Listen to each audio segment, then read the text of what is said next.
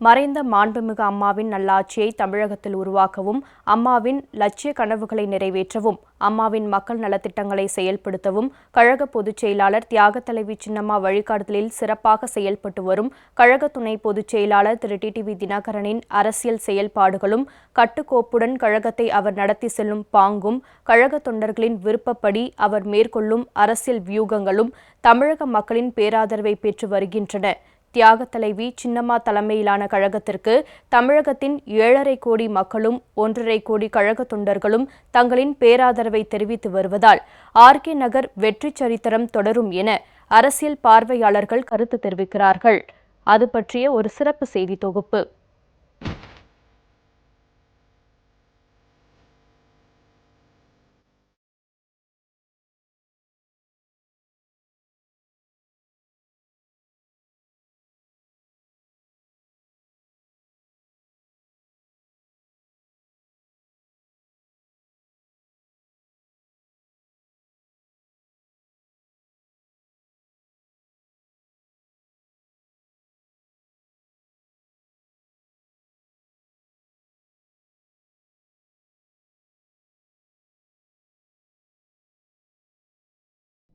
தமிழக மக்கள் நலன் ஒன்றையே தமது உயிர் மூச்சாக கொண்டு மக்கள் நல்வாழ்வுக்காக அல்லும் பகலும் அயராது உழைத்த மாண்புமிகு புரட்சித் தலைவி அம்மா கடந்த 2016ஆம் ஆண்டு டிசம்பர் 5ஆம் நாள் நம்மையெல்லாம் மீளா துயரில் ஆழ்த்திவிட்டு கண்ணீர் கடலில் தவிக்கவிட்டு விண்ணுலகு எய்தினார். மாண்புமிகு அம்மா எஃகு கோட்டை என கட்டிக்காத்த அனைத்திந்திய அண்ணா திராவிட முன்னேற்ற கழகத்தையும் அம்மாவின் தலைமையிலான ஆட்சியையும் தொடர்ந்து உறுதிபட நிலைநிறுத்த அம்மாவுடன் 33 ஆண்டுகள் தோழியாகவும் தாயாகவும் இருந்து கண்ணை இமை காப்பது போல் அம்மாவை காப்பாற்றி வந்த தியாகத் தலைவி சின்னம்மாதான் மிகவும் பொருத்தமானவர் என்பதால் 2016ஆம் ஆண்டு டிசம்பர் 29ஆம் நாள் சென்னையில் கழக பொதுக்குழு கூடி கழக பொதுச் செயலாளராக தியாக தலைவி சின்னம்மாவை ஒருமனதாக தேர்ந்தெடுத்தது. தாய் வழி வந்த தங்கங்கள் எல்லாம் ஓர் வழி நின்று நேர்வழி சென்றால் நாளை நமதே என்ற மக்கள் திலகத்தின் வாய்மொழியையே நாம் எந்நாளும் தாய்மொழியாக ஏற்போம். எத்தனையோ போராட்டங்கள், அரசியல் நெருக்கடிகள், எதிரிகளின் சூழ்ச்சிகள், ஏற்றத்தாழ்வுகள் என எவ்வளவோ வந்தபோதிலும் அதிலெல்லாம் அம்மா வென்று வருவார், நான் உறுதுணையாக இருப்பேன். ஆனால் இன்று தாயை இழந்த பிள்ளைகளாய் நாம் தவித்து கொண்டிருக்கிறோம். இதன் பின்னர் ஏற்பட்ட சில சூழ்நிலைகள் காரணமாக அஇஅதிமுக சட்டமன்ற உறுப்பினர்கள் கூட்டத்தை கூட்டி எடப்பாடி பழனிசாமியை முதலமைச்சராக தேர்ந்தெடுக்க சின்னம்மா ஆவண செய்தார். இக்கட்டான அரசியல் சூழ்நிலையில் கழக சட்டமன்ற உறுப்பினர்களும் கழக தொண்டர்களும் மிகுந்த ஒற்றுமையோடு செயல்பட வேண்டியதன் அவசியத்தை சின்னம்மா வலியுறுத்தினார். அனைத்திந்திய அண்ணா திராவிட முன்னேற்ற கழகத்தை சேர்ந்த நீங்கள் அனைவரும் ஒற்றுமைதான் நமக்கு இப்போ முக்கியம். ஒற்றுமையாக இருந்து நாம் ஆட்சியை தொடர வேண்டும். உங்களுடைய ஒத்துழைப்பு மிக மிக அவசியம். நான் இங்கிருந்தாலும் சரி, வேறு மாநிலத்தில் இருந்தாலும் சரி, நான் 24 மணி நேரமும் கட்சி பணியையும் கட்சியை பற்றியும் சிந்தித்துக் கொண்டு இருப்பேன். அதை உங்களிடம் சொல்கிறேன். இதனைத் தொடர்ந்து தியாகத் தலைவி சின்னம்மாவின் தயவில் அரசு பதவியை, ஆட்சி அதிகாரத்தை பெற்றவர்கள் நன்றி மறந்து சின்னம்மாவுக்கும் கழகத்திற்கும் பெரும் துரோகம் இழைக்கத் தொடங்கினர். இந்த நிலையில்தான் மறைந்த மாண்புமிகு அம்மாவின் அரசையும் கழகத்தையும் காப்பாற்ற தியாகத் தலைவி சின்னம்மாவின் வழிகாட்டுதலின் பேரில் கழக துணை பொதுச் செயலாளர் திரு டிடிவி தினகரன் உறுதியேற்று மக்களின் பேராதரவோடு அதற்கான நடவடிக்கைகளை மேற்கொண்டார். கழக துணை பொதுச் செயலாளர் திரு டிடிவி தினகரனுக்கு தமிழக மக்களிடையே நாளுக்கு நாள் பெருகி வரும் ஆதரவையும் செல்வாக்கையும் கண்டு பொறுத்து கொள்ள முடியாத துரோக ஆட்சியாளர்கள் காழ்ப்புணர்வு காரணமாக அடுக்கடுக்கான இன்னல்களை ஏற்படுத்த தொடங்கினர். துரோக ஆட்சியாளர்களின் அதிகார துஷ்பிரயோகங்களும் அத்துமீறல்களும் அராஜக நடவடிக்கைகளும் தொடர்ந்ததால் ஒரு கட்டத்தில் கழக எம்எல்ஏக்கள் 18 பேர் தமிழக ஆளுநரை சந்தித்து எடப்பாடி பழனிசாமி மீதான தங்கள் அதிருப்தியை தெரிவித்து மனு அளித்தனர். ஜனநாயக ரீதியிலான இந்த நடவடிக்கையை கண்டு அச்சமடைந்த ஆட்சியாளர்கள் இந்த 18 சட்டமன்ற உறுப்பினர்களையும் தகுதி நீக்கம் செய்ய நடவடிக்கை மேற்கொண்டனர். இதனை எதிர்த்து சென்னை உயர்நீதிமன்றத்தில் தொடரப்பட்ட வழக்கு நிலுவையில் உள்ளது. கழக பொதுச் செயலாளர் தியாகத் தலைவி சின்னம்மா மற்றும் அவரது வழிகாட்டுதலின் பேரில் செயல்படும் துணை பொதுச் செயலாளர் திரு டிடிவி தினகரன் ஆகியோருக்கு எதிராக துரோக ஆட்சியாளர்கள் மேற்கொண்டு வரும் நடவடிக்கைகள், 18 எம்எல்ஏக்கள் தகுதி நீக்கம் ஆகிய காரணங்களால் சின்னம்மா தலைமையிலான கழகத்தின் செல்வாக்கையும் தொண்டர்களின் ஏகோபித்த ஆதரவையும் எந்த வகையிலும் ஆட்சியாளர்களால் தடுத்து நிறுத்த முடியவில்லை.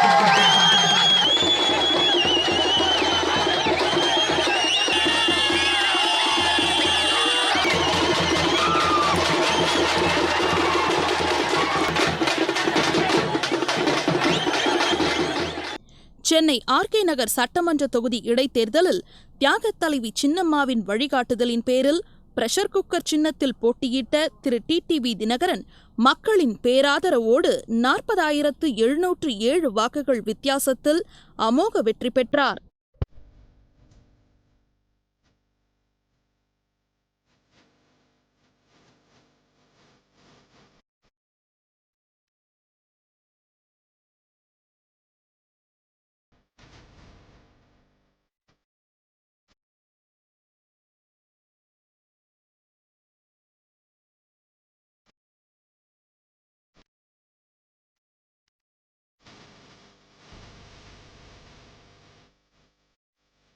அவரை எதிர்த்து போட்டியிட்ட திமுக, பாரதிய ஜனதா, நாம் தமிழர் கட்சி ஆகியவற்றின் வேட்பாளர்கள் மற்றும் சுயேட்சை வேட்பாளர்கள் உள்ளிட்ட 57 பேரும் டெபாசிட் இழந்தனர்.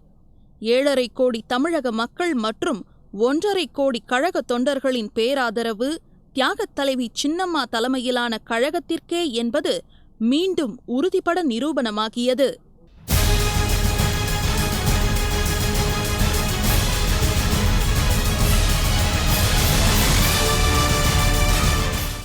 நமது தியாகத் தலைவி சின்னம்மா அவர்களின் தலைமையிலே இருப்பவர்கள் அனைத்திந்திய அண்ணா திராவிட முன்னேற்ற கழகம் என்கிற புரட்சி தலைவர் கண்ட இயக்கத்தின் 90% தொண்டர்கள் நம்மோடு இருக்கிறார்கள். இளைஞர் பட்டாளம் நம்மோடு இருக்கிறார்கள். தாய்மார்கள் நமக்கு ஆதரவாக இருக்கிறார்கள். ஆர்கே நகர் அம்மா அவர்களின் தொகுதி என்பதை மீண்டும் நிலைநாட்டுகின்ற விதமாக அந்த மக்கள் நமக்கு நல்ல தீர்ப்பை வழங்கி இருக்கின்றார்கள். இதே தீர்ப்பு தான் தமிழகம் முழுவதும் எதிரொலிக்கும்.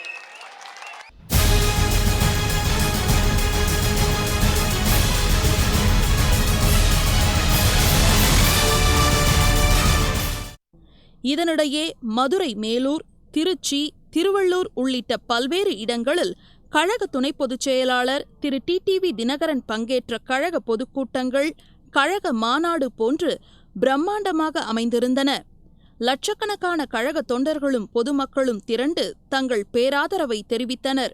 தமிழகத்தில் துரோக ஆட்சியை முடிவுக்கு கொண்டு வந்து மாபெரும் அரசியல் மாற்றத்தை உருவாக்கவும், மறைந்த மாண்புமிகு அம்மாவின் மக்கள் நலக் கொள்கைகளையும் மக்கள் நல்வாழ்வு திட்டங்களையும் தொடர்ந்து செயல்படுத்தவும் மக்கள் சந்திப்பு புரட்சிப் பயணம் என்ற பெயரில் கழக துணை பொதுச் செயலாளர் திரு டிடிவி தினகரன் மேற்கொண்டுள்ள பயணங்கள் மக்களின் பேராதரவோடும் பேரெழுச்சியோடும் சிறப்பாக நடைபெற்று வருகின்றன. முதற்கட்டமாக தஞ்சாவூர் வடக்கு மாவட்டத்தில் திருவிடைமருதூர், கும்பகோணம், பாபநாசம், திருவையாறு ஆகிய சட்டமன்ற தொகுதிகள், இரண்டாம் கட்டமாக தஞ்சாவூர் தெற்கு மாவட்டத்தில் தஞ்சாவூர், ஒரத்தநாடு, பட்டுக்கோட்டை, பேராவூரணி ஆகிய தொகுதிகள், மூன்றாம் கட்டமாக விழுப்புரம் வடக்கு மாவட்டத்தில் விழுப்புரம், திண்டிவனம், விக்கிரவாண்டி, மயிலம், வானூர், செஞ்சி ஆகிய தொகுதிகள் என திரு டிடிவி தினகரனின் மக்கள் சந்திப்பு புரட்சி பயணம் தொடர்கிறது.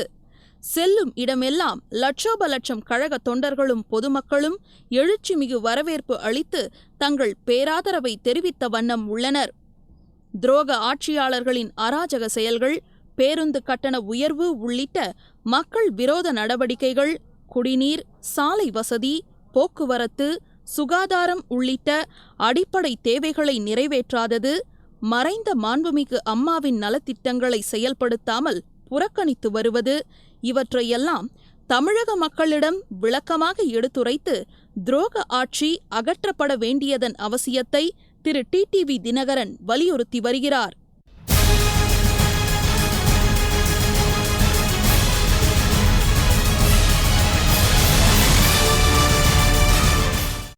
தமிழகத்திலே இன்றைக்கு நடைபெற்றுக் கொண்டிருப்பது அம்மா அவர்களின் ஆட்சி அல்ல என்பது 7 கோடி தமிழ்நாட்டு மக்களுக்கும் நன்றாக தெரியும்.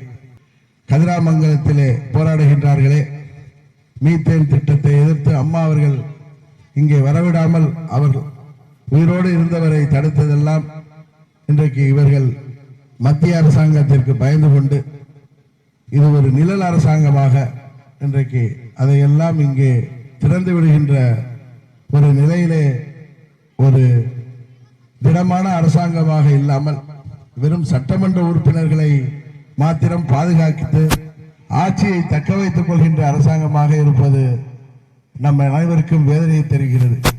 இந்த அரசாங்கம் விரைவிலே முடிவுக்கு வந்தால்தான் தமிழகத்திற்கு விடிவு பிறக்கும். மீண்டும் அம்மா அவர்களின் ஆட்சி வர வேண்டும் என்றால் இந்த அரசாங்கம் முடிவுக்கு வர வேண்டும் என்பதுதான் 7.5 கோடி தமிழ்நாட்டு மக்களின் விருப்பம்.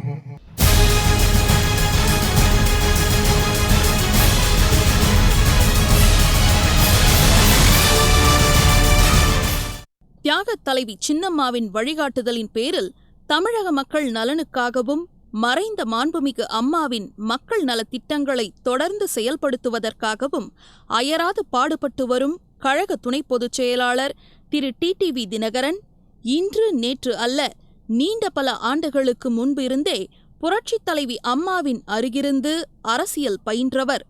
நிதானத்தையும் பொறுமையையும் கடைபிடித்து எத்தகைய சோதனைமிகு காலகட்டத்திலும் மிகுந்த துணிச்சலோடு பிரச்சனைகளை எதிர்கொண்டு வெற்றி பெறும் ஆற்றல் படைத்தவர்.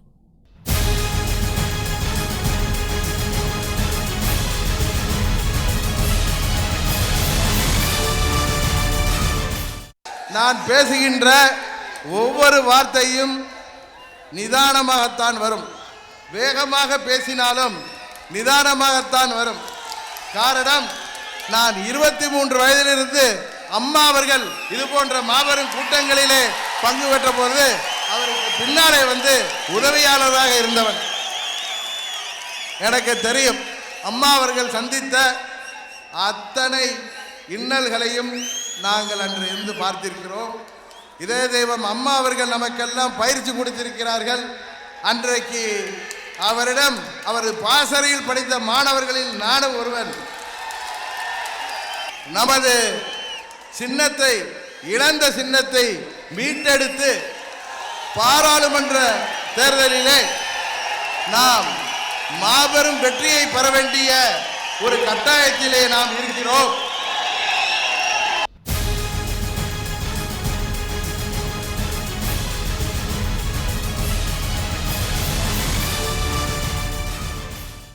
பதவியில் இருந்தாலும் இல்லாவிட்டாலும் எப்போதும் மக்களுக்கு சேவையாற்ற வேண்டும் என்ற உயர்ந்த நோக்கம் கொண்டவர் என்பதை தமிழக மக்கள் நன்கு அறிவார்கள். திரு டிடிவி தினகரன் சார் அவர்களோட தீவிர முயற்சினால இந்த ஹாஸ்பிட்டல் காலேஜோட சேர்த்து ஓப்பன் பண்ணாங்க. நிறைய மக்கள் வந்து பயனடைஞ்சிட்டு இருக்காங்க. ஏற்படுத்தி கொடுத்த திரு டிடிவி தினகரன் சார் அவர்களோட என்னோட மனமார்ந்த நன்றி. பகுதியில் இருந்த மக்களும் அவ்வளவான கல்வி அறிவு முன்னேற்றம் எதுவும் இல்லாமல் தான் இருந்தாங்க.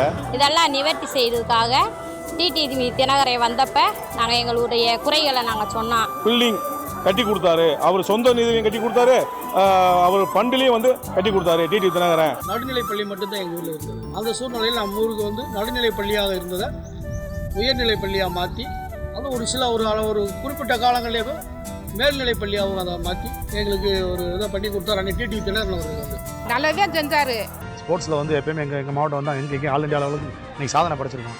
அந்த சாதனைக்கு பின்னாடி ஒரு பெரிய வரலாறே இருக்குது. அப்போ எங்களுக்கு எம்பியாக இருந்தவர் டிடிவி தினகரன் அவர்கிட்ட போய் சொன்னோடனே அவருடைய முயற்சியால் நீங்கள் பார்க்குறது உள் விளையாட்டாளங்க அவர் தான் உருவாக்கி கொடுத்தாரு. முயற்சினால தான் நாங்கள் எந்த அளவுக்கு எங்கள் மாவட்டம் இன்றைக்கி ஸ்போர்ட்ஸ் இந்த அளவுக்கு வளர்ந்துருக்குன்னா முழுக்க டிடி தினகரன். கடந்த 25 ஆண்டுகளுக்கு மேலாக நாங்கள் வந்து நடக்க பாதை இல்லாமல் முள் கல் குப்பை இந்த இதுக்கு மேற்கு பக்கம் குப்பை தான் இருக்கும். அது மேலே தான் ஏறி வருவோம். மழை பெஞ்சாலும் அது மேலே தான் வருவோம். பாதையே இல்லாமல் பல பேர்கள் மனு கொடுத்தோம், பாதை கிடைக்கலைங்க.